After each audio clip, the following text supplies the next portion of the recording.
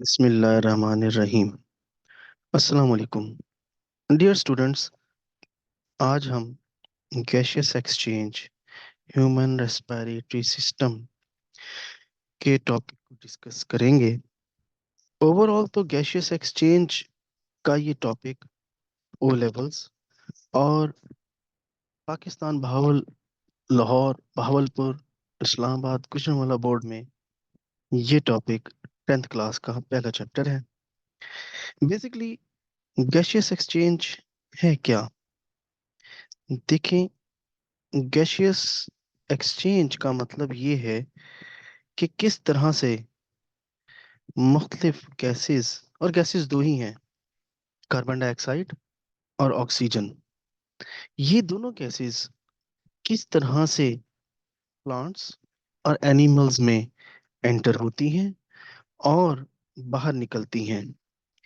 असल में इन दो गैसेस में जो ऑक्सीजन है उसका ताल्लुक तो सिर्फ और सिर्फ इससे है कि किस तरीके से ये ऑक्सीजन हमारे हर सेल तक पहुंचे और रेस्पिरेशन में इस्तेमाल हो।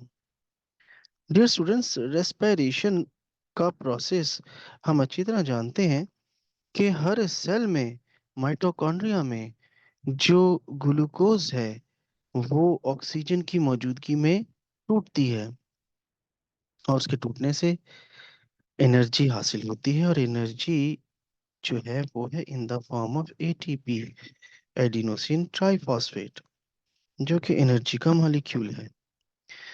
अब जब ग्लूकोज के कार्बन हाइड्रोजन बॉन्ड टूटते हैं, या यूं कहिए कि उसकी ऑक्सीडेशन होती है, तो वो एनर्जी एटीपी बनाने में इस्तेमाल होकर उसमें ज़ख़ीरा हो जाती है, उसमें स्टोर हो जाती है। और अगर खुराक, फूड, ग्लूकोज मुकम्मल तौर पर ऑक्सीडाइज हो जाए तो बहुत ज़्यादा एनर्जी मिलेगी, और नतीजे के तौर पर रेस्पिरेशन में कार्बन डाइऑक्साइड और यकीनन कुछ वाटर भी बनेगा। अब कार्बन डाइऑक्साइड जो है ये एक ऐसी गैस है जो कि किसी भी सेल में इस्तेमाल नहीं होती, और इसको सेल से निकालना ही ज़रूरी होता है। ये एक एक्सक्रीटरी गैस है। प्लांट्स में अगर हम बात शुरू करें तो प्लांट्स में इस गैस को बाहर निकालने के बहुत से ज़रिए हैं, बहुत से रास्ते हैं। तो प्लांट्स के पास वो जो रास्ते हैं, उन रास्तों में सबसे बेहतरीन तो है उनके पत्ते। उनके लीव्स में स्टोमेटा, छोटे छोटे लोअर एपिडर्मिस में सुराख होते हैं, और इन सुराखों से ये गैस बाहर निकल जाती है। जैसे कि स्टूडेंट्स यहाँ डायग्राम में मैंने मेंशन किया हुआ है कि किस तरीके से हर सेल जो है वो रेस्पायर कर रहा है, और रेस्पिरेशन के नतीजे में जो कार्बन डाइऑक्साइड है वो प्रोड्यूस होकर बाहर निकल रही है, और ताज़ा हवा ऑक्सीजन वाली अंदर जा रही है, ताकि तमाम सेल्स रेस्पायर कर सके। तो इसका मतलब ये हुआ कि पौधों में गैसियस एक्सचेंज के लिए जो रास्ते हैं उसमें तो एक है स्टोमेटा, जो कि गार्ड सेल से मिलकर बने हैं, और सिंगल को हम कहते हैं स्टोमा। तो स्टोमा के थ्रू, बहुत से होंगे तो स्टोमेटा के थ्रू एयर, मतलब ऑक्सीजन जो 21% है हवा में, वो अंदर जा रही है, और कार्बन डाइऑक्साइड हर सेल से रेस्पिरेशन के नतीजे में बनने के बाद बाहर निकल रही है। और इस तरह ये गैसों का तबादला, गैसियस एक्सचेंज प्लांट में हो रहा है। लेकिन सिर्फ यही नहीं, आइए देखते हैं कुछ और रास्ते भी हैं जहां पर पौधों में इन गैसों का तबादला होता है। तो डियर स्टूडेंट्स, ये देखिए, यहाँ पर आपके सामने मौजूद हैं ये कुछ एक डायग्राम। आखिर ये क्या है? देखिए, जो दरख्त जिनकी वुडी स्टेम है, उन दरख्तों की जो छाल, जिसे हम बार्क कहते हैं, उनमें होते हैं कुछ सुराख, और उन सुराखों को कहते हैं लेंटिसल्स। तो ये देखिए, अभी हम यहाँ पर लेंटिसल्स, तो ये लेंटिसल्स आमतौर पर आपने देखे होंगे कि जो सफेदे के दरख्त हैं उन सफेदे के दरख्तों पर आपको ऐसे निशानात मिले होंगे। इसके अलावा भी कुछ दरख्तों पर हमें ये निशानात मिलते हैं। ये वो जगह हैं, ये वो सुराख हैं, ये वो पोर्स हैं इनकी बार्क में, इनकी छाल में, जिनके जरिए हवा अंदर दाखिल हो जाती है और बाहर निकलती भी है। मीन्स के entrance of oxygen and removal of carbon dioxide. So gaseous exchange also takes place through the lenticels of the some woody plants. अगर हम बात करें पानी के पौधों की, एक्वेटिक प्लांट्स की, तो भाई एक्वेटिक प्लांट्स जो हैं उनकी अपर एपिडर्मिस में बेशुमार स्टोमेटा होते हैं, और उन स्टोमेटा की मदद से वो अपने गैसेस एक्सचेंज करते हैं और तभी डेफिनेटली सरवाइव करते हैं, क्योंकि कार्बन डाइऑक्साइड की ज़्यादा मिकदार जो है वो नुकसानदेह है तमाम सेल्स के लिए।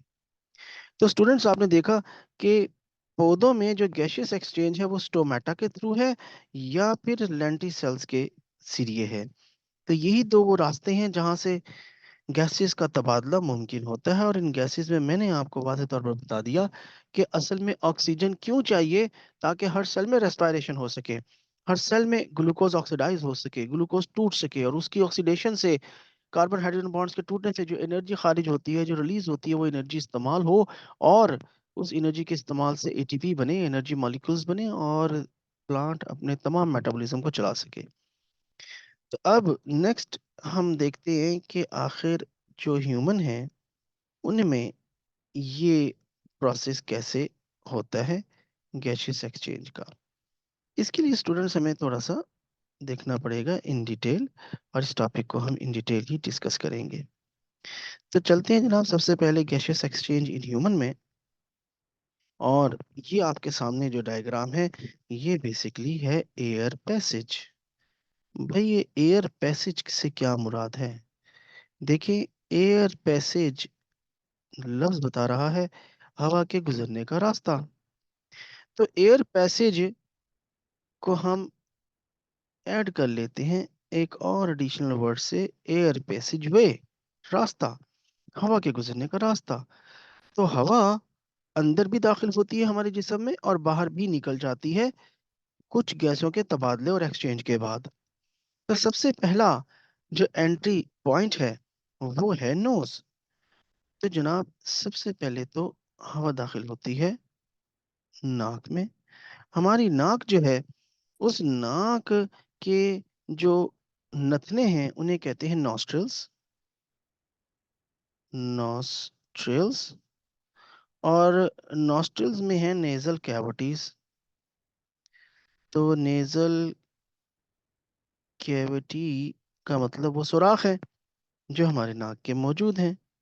तो नेजल कैविटीज जो है इनमें दो तरह की स्ट्रक्चर्स मौजूद हैं जनाब। एक तो है हेयर, बाल है हमारे नाक में, और दूसरे नंबर पर है म्यूकस ग्लैंड्स जो म्यूकस पैदा करते हैं। तो जनाब ये दोनों स्ट्रक्चर्स का क्या फ़ायदा है? दोनों स्ट्रक्चर्स का फ़ायदा ये है कि हेयर और म्यूकस पहला काम तो करते हैं एयर फिल्ट्रेशन का, हवा को साफ करते हैं। कैसे साफ करते हैं जनाब? कि हवा में जो हम अंदर लेकर जा रहे हैं उसमें जो डस्ट पार्टिकल्स हैं, उसमें कुछ बड़े इंसेक्ट्स हैं जो हमें आंख से नज़र नहीं आते लेकिन हवा में हैं, ये उनको रोक लेते हैं यहीं पर। म्यूकस एक चिपचिपाहट और लेसदार मादा है, ग्लाइकोप्रोटीन है। ये लेसदार मादा जो है ये अपने साथ चिपका लेता है इन डस्ट पार्टिकल्स को, इन इंसेक्ट्स को और कुछ माइक्रो ऑर्गेनिजम्स को भी। तो इस तरह तो हवा हो गई साफ। दूसरे नंबर पर टेम्परेचर रेगुलेशन, जी बिल्कुल, टेम्परेचर को रेगुलेट करते हैं। कैसे रेगुलेट करते हैं? देखिए, हमारी बॉडी का टेम्परेचर हमेशा कांस्टेंट रहता है 37 सेंटीग्रेड या 98.6 फ़ारेनहाइट। और इस टेम्परेचर की वजह से हमारी बॉडी अंदर से हमेशा 37 पर मेंटेन रहती है। लेकिन बाहर अगर ठंड है, सर्दी है, विंटर का मौसम है, बाहर 4 सेंटीग्रेड 8 सेंटीग्रेड है, तो वो ठंडी हवा जब आएगी नाक के जरिए तो बालों से और इस म्यूकस से टकरा कर इनकी हीट लेकर थोड़ी बहुत गर्म होकर अंदर जाएगी, और जैसे जैसे अंदर जाती रहेगी उसका टेम्परेचर हमारी बॉडी के मुताबिक होता रहेगा। अगर ये स्ट्रक्चर ना हो तो ये एयर एज इट इज ठंडी अंदर जाए और हमारे लंग्स में इन्फेक्शन कॉज करेगी, नमूनिया कॉज करेगी। गर्म हवा 48 या 50 सेंटीग्रेड वाली वो भी नुकसान देगी। तो अल्लाह ताला ने ये मैकेनिज्म रखा है कि ये एयर और म्यूकस जो है ये ना सिर्फ फिल्टर करते हैं बल्कि टेम्परेचर को रेगुलेट भी करते हैं। तो स्टूडेंट्स यहाँ पर तो हम इस नोज और नोस्ट्रल के बाद अब अगले हिस्से की तरफ चलते हैं। जो नेक्स्ट पार्ट है हमारा, जो इस नेजल कैविटी के बाद है, उस हिस्से को अब हम डिस्कस करेंगे। और वो हमारा पार्ट जो है उसका नाम है लेरिंग्स और फेरिंग्स। देखिए, फेरिंग्स जो है फेरिंग्स जो है इसको आप लोग डाइजेस्टिव सिस्टम में डिस्कस कर चुके हैं। उर्दू में तो मैं इसे ये कहूँगा कि इसको हम हलक कहते हैं, जो जहाँ पर हमारा माउथ ख़त्म होता है और ये दोनों पाइप स्टार्ट होते हैं। जी कौन से पाइप? जी पहला पाइप तो है ट्रैकिया, जिसे आप विंड पाइप कहते हैं, और दूसरा पाइप जो है वो फूड पाइप जिसे एसोफेगस कहते हैं। तो उन दोनों से पहले का जो खाली गैप है उसको हलक कहते हैं और इंग्लिश में उसे हम फेरिंग्स कहते हैं।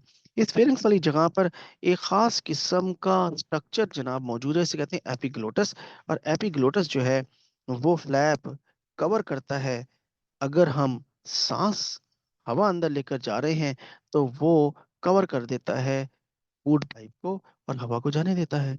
और जब हम खाना खाते हैं तब वो फ्लैप एपिग्लोटस कवर कर देता है विंड पाइप को और फूड पाइप को ओपन कर देता है। आप यकीन कीजिए कि इस तजुर्बे को आप आजमा लें कि अगर आप खाना खाते हुए जब फूड को स्वेलो करते हैं, जब फूड को आप निगलते हैं, तो निगलते वक्त आप कभी भी सांस नहीं ले सकेंगे क्योंकि उस वक्त विंड पाइप क्लोज कर देता है एपिग्लोटस। तो जनाब इस फेरिंग्स में एपिग्लोटस basically control the passage of food and air. This is flap like structure और इस एपिग्लोटिस का यही फंक्शन है। अब एपिग्लोटिस के बाद हम आ जाते हैं नेक्स्ट पार्ट की तरफ जिसका नाम है ट्रैकिया। देखिए जी, ट्रैकिया जो है ये बड़ा इंपॉर्टेंट स्ट्रक्चर है और ट्रैकिया जो है ये विंड पाइप भी कहलाता है। ट्रैकिया असल में हमारा विंड पाइप है जिसे आप अपने गले पर उंगली लगाकर चेक भी कर सकते हैं कि कितना हार्ड पाइप है ये। और ये सी शेप कार्टिलेजिनियस रिंग्स से मिलकर बना हुआ है। देखिए जी, सी शेप कार्टिलेजिनियस रिंग्स जो हैं उनसे मिलकर ये बना हुआ है। एक सी शेप रिंग दूसरे सी शेप के ऊपर अटैच हुआ है और इनके दरमियान स्मूथ मसल्स हैं जिनसे ये जुड़े हुए हैं। कार्टिलेज हम कहते हैं नरम हड्डी को, सॉफ्ट बोन को। और कार्टिलेज जो है ये आपके कान की और नाक की हड्डी जो है ये कार्टिलेज बोन है। तो स्टूडेंट्स, ये जो विंड पाइप ट्रैकिया है it is made up of cartilage, C shaped rings और जो आपस में जुड़े हुए हैं स्मूथ मसल्स के जरिए। ये ट्रैकिया विंड पाइप फ्लेक्सिबल है। जब हम सांस अंदर लेकर जाते हैं तो ये स्ट्रेच कर लेता है और निकालते हैं तो ये थोड़ा छोटा हो जाता है, लेकिन ये कभी भी कोलैप्स नहीं होता। मैं आपको अगर मिसाल दूं कि स्ट्रॉ जिसको हम इस्तेमाल करते हैं कोल्ड ड्रिंक पीने के लिए, अगर मैं बहुत जोर से कोल्ड ड्रिंक को ऊपर की तरफ खींचूं तो वो स्ट्रॉ जो है वो कोलैप्स हो जाएगी, वो बंद हो जाएगी। लेकिन यहाँ पर ऐसा नहीं होता क्योंकि सी शेप कार्टिलेजिनस रिंग्स जो हैं ये बड़े मजबूत हैं और ये हार्ड हैं और इसीलिए ये इस वाइब को मेंटेन रखते हैं। और इसकी एक बेस्ट एग्जांपल यही भी है कि हमारे घरों में जो किचन है उस किचन में जो सिंक है जहाँ बर्तन धोते हैं वहाँ नीचे एक पाइप लगा होता है और वो भी इसी को देखकर बनाया गया है कि उसमें आप देख रहे होते हैं कि रिंग नुमा स्ट्रक्चर्स हैं ताकि वो भी कोलैप्स ना हो। स्टूडेंट्स, यहाँ पर ट्रैकिया के टॉप पर एक बॉक्स लाइक स्ट्रक्चर है जिसका नाम है लेरिंग्स। लेरिंग्स या साउंड बॉक्स। लेरिंग्स के अंदर दो छोटे छोटे फ्लैप हैं जिनका नाम है वोकल कॉर्ड्स। और इन वोकल कॉर्ड्स की वजह से ही हम बोल पाते हैं। ये वोकल कॉर्ड्स फ्लैप्स हैं और जब हम हवा बाहर निकालते हैं तो ये थरथराते हैं, ये वाइब्रेट करते हैं और इनकी वाइब्रेशन से जो है वो साउंड प्रोड्यूस होता है। लेकिन अगर आप हवा अंदर लेकर जाएं और बोलने की कोशिश करें तो आप नहीं बोल पाएंगे क्योंकि ये उस वक्त नीचे चिपक जाते हैं और वाइब्रेट नहीं करते। ट्रैकिया में दो अहम स्ट्रक्चर्स हैं।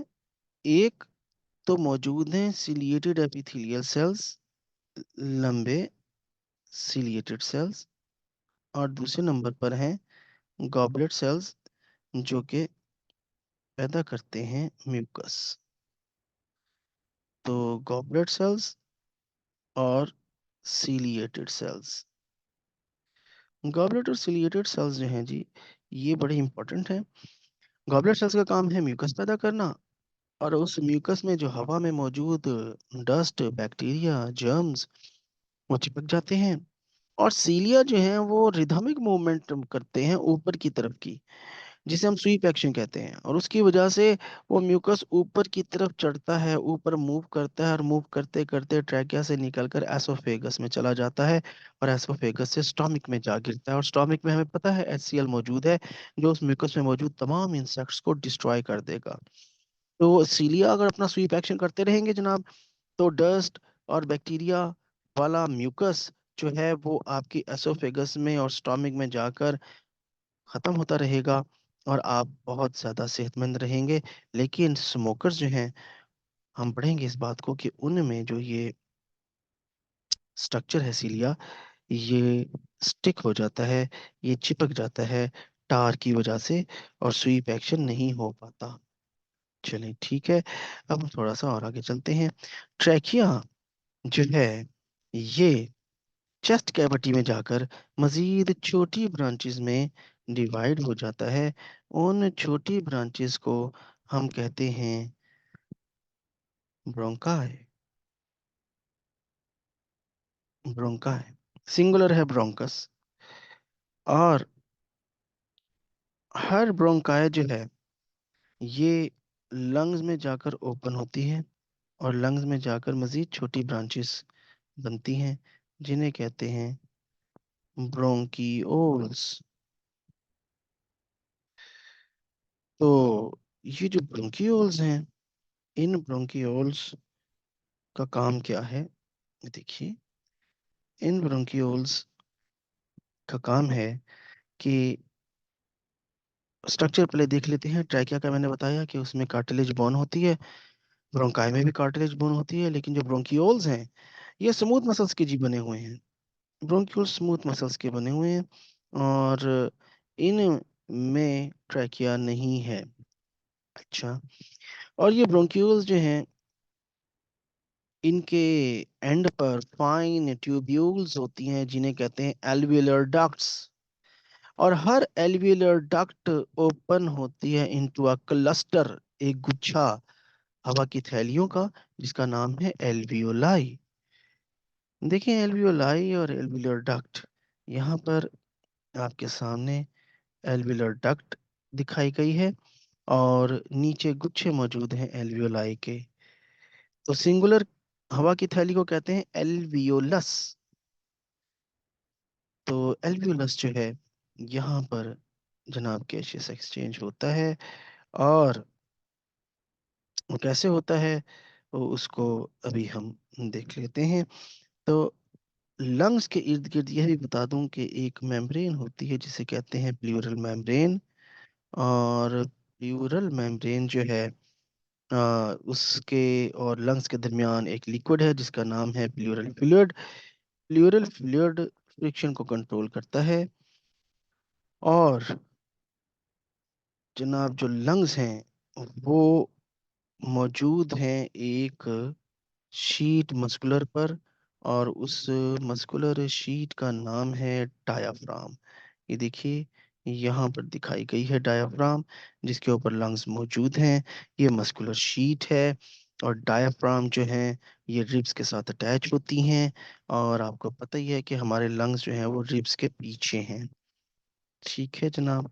और रिब्स के बाद अब हम नेक्स्ट जो बात करेंगे वो हम जनाब करते हैं कि गैसियस एक्सचेंज जो है वो किस तरह मुमकिन है एल्वियोलस के अंदर। तो आइए देखते हैं। पहले बनाते हैं एक एल्वियोलस। ये एक सादा एक सिंगल एल्वियोलस है, और याद रखिए कि हर एल्वियोलस जो है it is made up of single layer of cells. ये सिंगल लेयर ऑफ सेल से मिलकर बनी हुई है। और हर एल्वियोलस के इर्द गिर्द जो है क्लस्टर ऑफ कैपिलरीज मौजूद हैं, जी बिल्कुल। और उसमें कैपिलरीज में जो है वो ब्लड आ रहा है पल्मोनरी आर्टरी से, और ये ब्लड डी ऑक्सीजनेटेड है।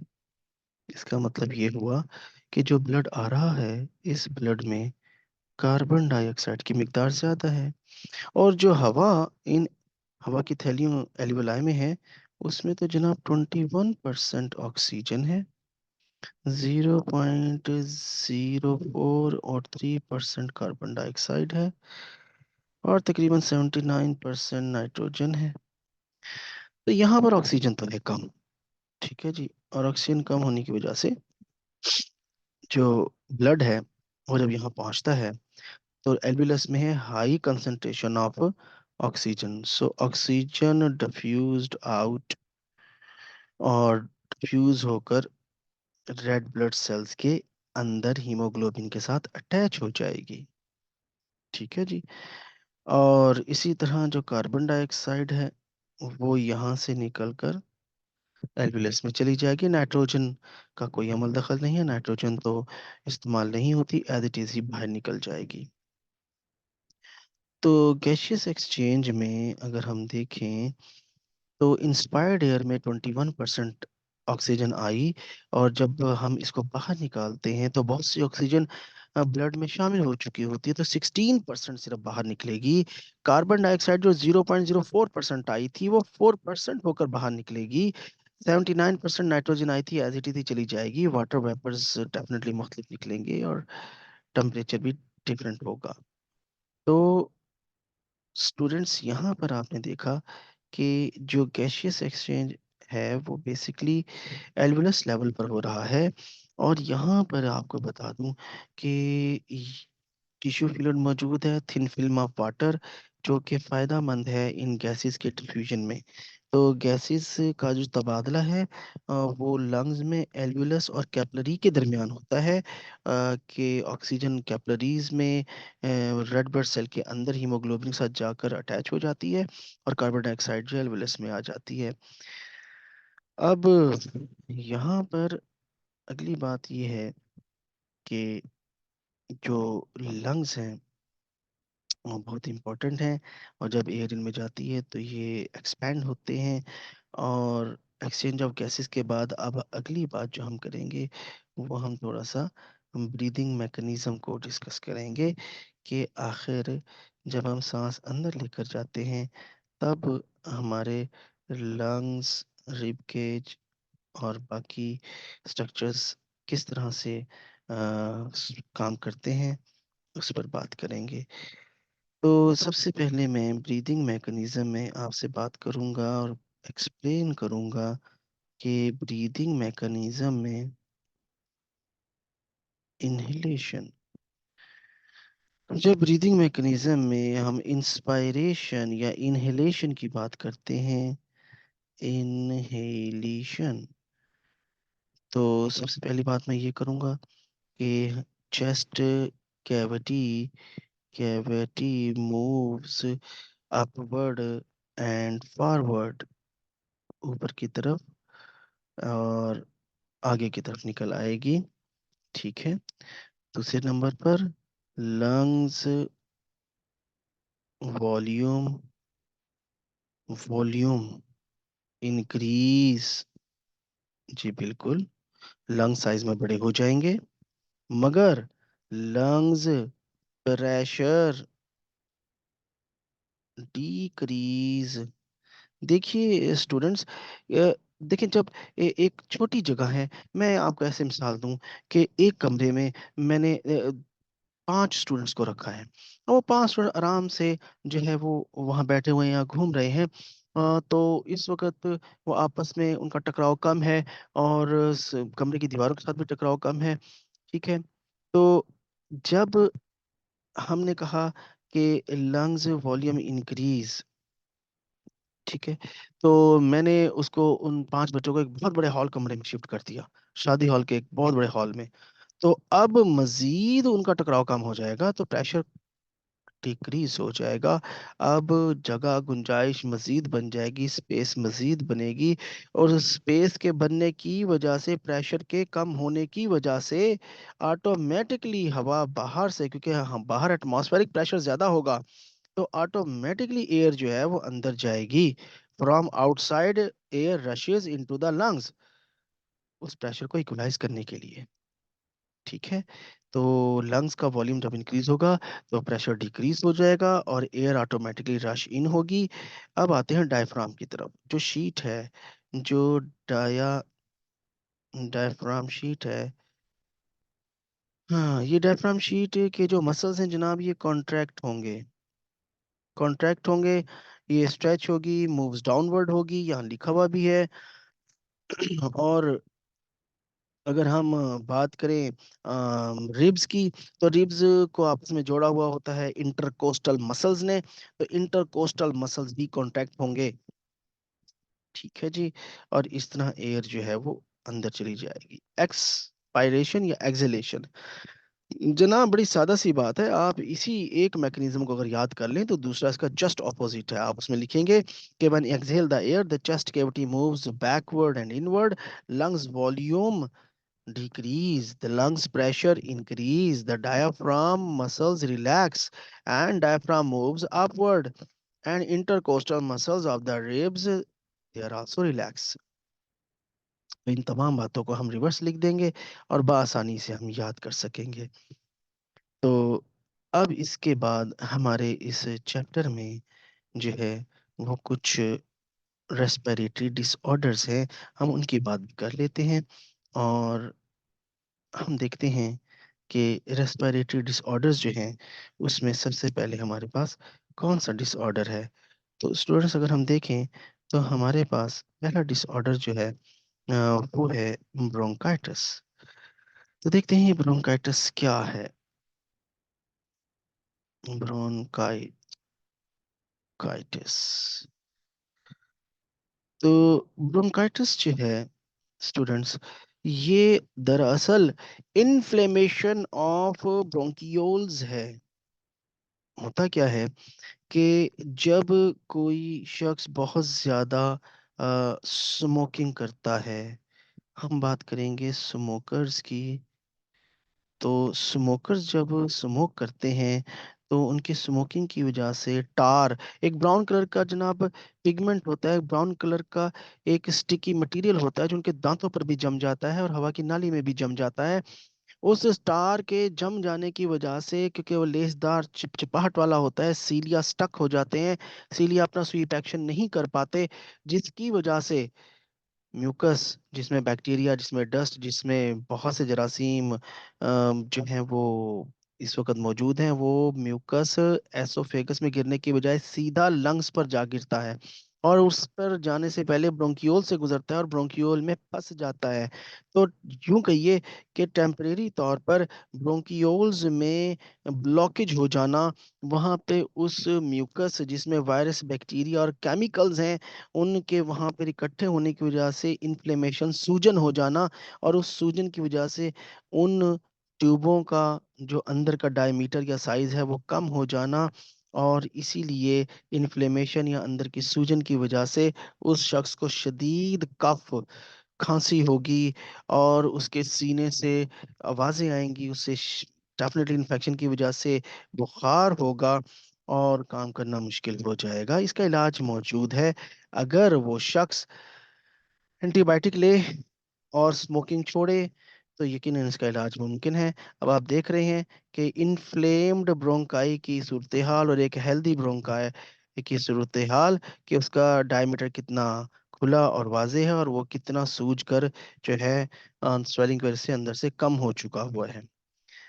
तो ब्रोंकाइटिस के बाद हमारी नेक्स्ट डिजीज़ जो है स्टूडेंट्स वो है एम्फिसिमा। तो देखते हैं एम्फिसिमा जो है उसमें क्या सूरत हाल है। अगर मैं ये कहूँ कि जो एम्फिसिमा है ये क्रॉनिक ब्रोंकाइटिस है जी। ये ब्रोंकाइटिस की बिगड़ी हुई सूरत हाल है। अगर वो शख्स स्मोकिंग नहीं छोड़ता, मेडिसिन का इस्तेमाल नहीं करता, तो वक्त गुजरने के साथ साथ ना सिर्फ ये कि उसकी ब्रोंकियोल्स मैक्सिमम डैमेज हो चुकी हुई हैं, बल्कि वो बैक्टीरिया, वो म्यूकस उसकी एल्वियलस पर गिर चुका है, और एल्वियलस की मेम्ब्रेन को वो डाइजेस्ट कर रहे हैं, बैक्टीरिया उन्हें डिकम्पोज कर रहे हैं, और हवा की थैलियाँ, उनकी मेम्ब्रेन कमज़ोर होने से जब वो शख्स खांसता है, तो खांसने से वो फूलती हैं, उनमें हवा जाती है और फटना शुरू हो गई हैं। तो असल में अम्फिसमा में होता ये है कि जो एल्वियोलाई हैं वो ही बर्स्ट होना शुरू हो जाती हैं। उनके बर्स्ट होने से surface area to volume ratio कम हो जाता है, एक्सचेंज ऑफ गैसेस बहुत कम हो जाता है, और इस एक्सचेंज ऑफ गैसेस के कम होने से उस शख्स को ऑक्सीजन की कमी महसूस होती है, ब्रेथलेस कंडीशन रहती है, और उसके नंबर ऑफ एल्वियाई कम होते हैं। और कहा यह जाता है कि तकरीबन 50 to 70% उसके लंग्स टिश्यू डैमेज हो जाते हैं, लेवल ऑफ ऑक्सीजन ब्लड में कम हो जाता है, और शदीद खांसी, बुखार और इन्फेक्शन से उसकी मौत हो जाती है। अगर वो टाइम पर, वक्त पर ले ले एंटीबायोटिक्स, तो इसका इलाज भी मुमकिन है। और इसी से ताल्लुक़ रखती है जनाब नमूनिया। नमूनिया बेसिकली एक नीमोकोकस बैक्टीरिया की वजह से है, Streptococcus pneumoniae name of the bacterium.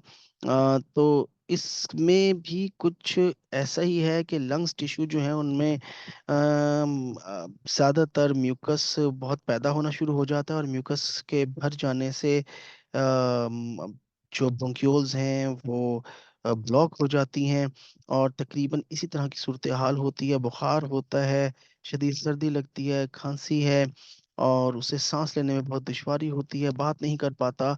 तो ये नमूनिया जो है, ये भी एंटीबायोटिक की मदद से बआसानी जो है वो रिकवर किया जा सकता है। ठीक है। और अगर हम बात करें कि जो इससे अगली डिजीज़ है हमारी, अ, वो है जनाब नेक्स्ट डिजीज़।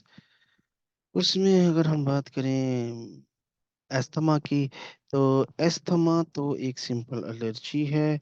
किसी को भी फॉर एग्जांपल डस्ट से, या किसी को परफ्यूम से जो है वो एलर्जी हो सकती है। और उस एलर्जी में होता क्या है कि इन्फ्लेमेशन ही होती है ब्रोंकाई की, यही सूजन हो जाती है, स्वेलअप हो जाती है अंदर से, और डायमीटर कम हो जाता है।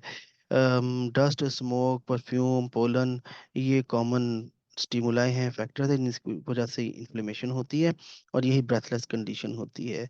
और लास्ट में है लंग कैंसर।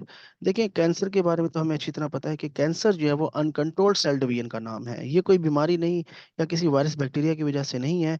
हाँ, स्मोकर्स जब स्मोक करते हैं तो स्मोक में, टोबैको में बेशुमार केमिकल्स हैं, जिनकी वजह से ये केमिकल्स वहाँ के सेल्स में म्यूटेशन कॉज करते हैं, उनके जेनेटिक मटेरियल को तब्दील करते हैं, और उस तब्दीली की वजह से वहाँ पर अनकंट्रोल्ड सेल डिवीजन शुरू हो जाती है, और बिला वजह सेल नए बनना शुरू होते हैं, जिनका कोई मकसद नहीं, कोई काम नहीं, और वो टॉक्सिन्स रिलीज करते हैं। और इस कैंसर की वजह से एल्वियोलाई ख़त्म होना शुरू हो जाते हैं, और सांस लेना तो नामुमकिन है। ऐसे तमाम केमिकल्स जो कि कैंसर कॉज करते हैं, उन्हें कार्सिनोजेनिक एजेंट्स कहते हैं, और टार उनमें नंबर 1 पर है, जो स्मोकिंग में है। तो स्मोकिंग का ताल्लुक बहुत ज़्यादा लंग कैंसर से है। और जो पैसिव स्मोकर्स हैं, वो लोग स्मोक नहीं करते लेकिन स्मोकर के साथ रह रहे हैं, उनके घर में कोई स्मोक कर रहा है, उसका धुआं वो भी अंदर लेके जा रहे हैं, उन्हीं में भी देखा गया है। तो तकरीबन 4,000 से ज़्यादा केमिकल्स जो हैं वो टोबैको में हैं, और 50 जो हैं वो कार्सिनोजेनिक हैं उन 4,000 में से। और ये जो सिगरेट है, ये बहुत बड़ा कॉज है लंग कैंसर का। स्मोकर्स जो हैं वो ना सिर्फ खुद बीमारियों के शिकार होते हैं, बल्कि दूसरे लोगों को भी करते हैं। और एक स्मोकर जो है उसको नमूनिया, उसको टीबी और कैंसर का चांस जो है वो 4 टाइम्स मोर है एक नॉर्मल पर्सन की निस्बत। और ये चीज़ें ऑब्जर्व की गई हैं। तो स्टूडेंट्स, आज हमने ये जो गैसियस एक्सचेंज है इसका मुकम्मल चैप्टर जो है वो डिस्कस किया है। अपना फीडबैक ज़रूर दीजिएगा। मज़ीद कौन से चैप्टर्स और टॉपिक्स आप करना चाहते हैं मुझे बताइएगा, मैं उनको इससे बेहतर अंदाज में आपको एक्सप्लेन करूँगा। मेरे लिए दुआ कीजिएगा। अल्लाह आपका हामी नासिर रहे। अल्लाह हाफिज़।